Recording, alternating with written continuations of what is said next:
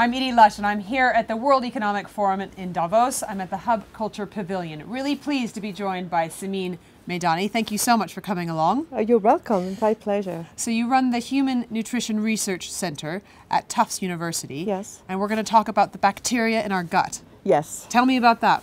Okay, so we have actually, it's looked like we have a big friend, a friend in our guts, which are the bacteria, and they have a lot to do with our metabolism and with our health, and also we could have something to do with how we age. So my interest and what I have been giving a presentation on at the meeting is related to how changing the gut bacteria with nutrition can influence how you age. Fascinating. Okay, so tell me about the diseases that you've associated with these bacteria. So there is evidence that the gut bacteria can influence your risk for diseases like cancer, diabetes, heart disease, and osteoporosis. And because nutrition can change the type of bacteria that live in your gut, you can, by changing the gut bacteria through nutrition, you might be able to influence your risk for diseases.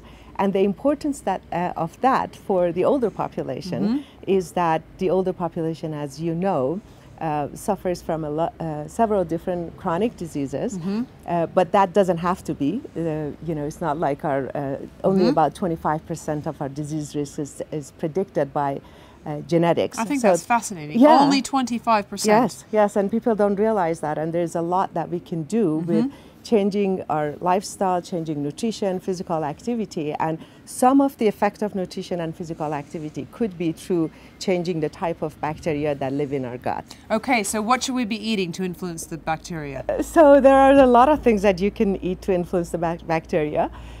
You know, there are fermented food products such as yogurt and other things that contains probiotics, and there are these things that are called prebiotics, and those are the type of food, for example, in your whole grains, fibers and so forth, that can be used by the bacteria and change their growth. So if you consume whole grains, for example, that's much better than consuming refined grains in terms of being prebiotic and helping with the growth of the good bacteria. There is the type of fat that you consume can also influence your bacteria. There's some evidence that consuming fish oil, for example, might help in terms of the growth of what we call the good bacteria. Okay, and how much exercise do we need to be taking? So exercise, I think it depends obviously on the person, but we know that walking is great in terms of... How are you doing on the challenge with your Fitbit? So by the time I got to it, they were out of it. So, so I can't actually, I don't know, but I've been walking up and down Davos. Right. So I think that was a wonderful idea, but I was a little too late for that.